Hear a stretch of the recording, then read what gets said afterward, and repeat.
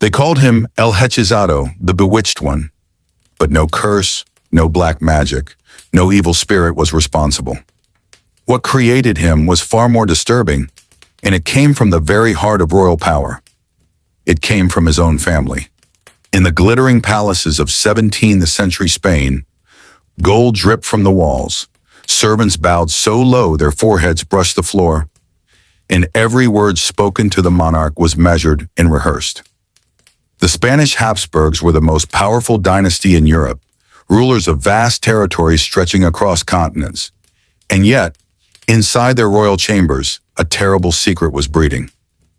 For generations, the Spanish royal family married their own relatives, cousin to cousin, uncle to niece, aunt to nephew, all in the name of keeping the bloodline pure, as if noble blood was a treasure so sacred it could never be diluted with that of commoners.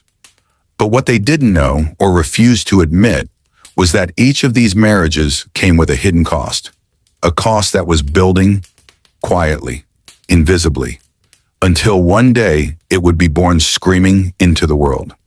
The year was 1661. Queen Mariana of Austria, niece to her own husband, King Philip IV of Spain, went into labor. Outside, priests prayed for the safe delivery of the heir. Courtiers whispered about the child's importance. After all, this baby would one day rule the richest empire on earth. But when the newborn was placed in his mother's arms, the celebrations dimmed. The boy, named Charles, looked different. His head was unnaturally large. His jaw jutted forward in a way that made his mouth never quite close. His tongue seemed too big for his mouth, making feeding difficult.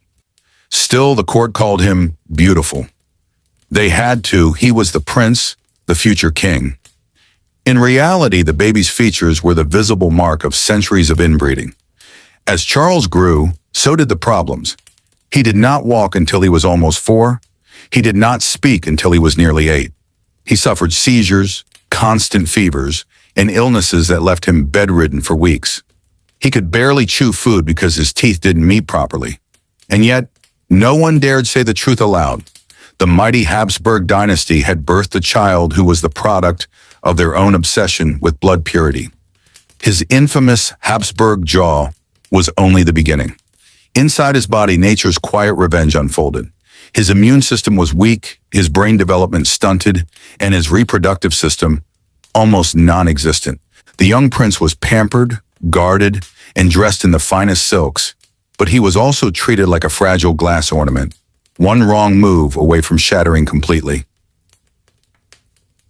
When Charles became king at just 4 years old, the kingdom was ruled in his name by his mother, Queen Mariana. She controlled the court, the politics, and most dangerously, Charles himself. Every doctor, priest, and servant was told to protect the king's health at all costs. He was forbidden from even climbing stairs without help. His royal meals were inspected for poison. But no one could protect him from the enemy that had been inside him since birth, his own damaged body. By the time Charles reached adulthood, Spain was crumbling. Its economy was collapsing, wars were draining its coffers, and the empire that had once terrified Europe was now mocked for having a king who could barely rule. Foreign ambassadors sent home reports describing Charles in chilling detail. A king who drooled constantly, whose tongue was so large he struggled to speak, whose body was so frail he could not support the weight of armor. Yet the court's obsession with royal purity continued. Charles was married twice, first to Marie Louise of Orleans, and later to Maria Anna of Neuburg, but both unions were disasters. The marriages produced no children because Charles, the man expected to carry on the dynasty, was likely infertile.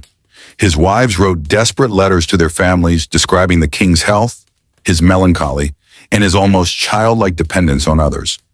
Rumors swirled that Charles was cursed, that a witch had stolen his fertility, that the devil himself had claimed the Spanish throne. In reality, the curse had a name: genetics. Centuries of intermarriage had left the Habsburg bloodline so damaged that Charles had more genetic similarity to his parents than most siblings did to each other. In his final years, Charles's body began to completely fail. His legs swelled painfully, his skin turned pale and sickly, and he suffered from frequent intestinal problems. He could barely eat, And when he did, he often vomited soon after. His vision blurred, his speech slurred, and his once dark hair fell out in clumps.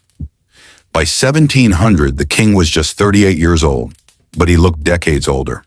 His court doctors described him in their final report: a short body, a large head, a nose curved and big, underjaw bigger than the upper jaw, an inability to support himself, without appetite, without strength, without health, without children.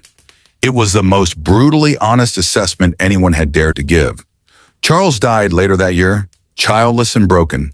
With him, the Spanish branch of the Habsburg dynasty died too, wiped out by its own arrogance. The mighty empire he inherited passed to the Bourbons, and the map of Europe shifted forever. But Charles's legacy lives on, not as a tale of glory, but as a warning. The portraits of him still hang in museums, a pale, frail man with sad eyes and a jaw that juts forward unnaturally. And behind those eyes lies a truth more haunting than any ghost story: that the thirst for power, when mixed with fear of losing it, can lead families, even empires, to destroy themselves from the inside. Centuries later, scientists studying the Habsburg family tree confirmed what history had whispered all along. The royal obsession with blood purity had doomed their own bloodline. And in the end, the monster was not Charles himself, but the system that made him.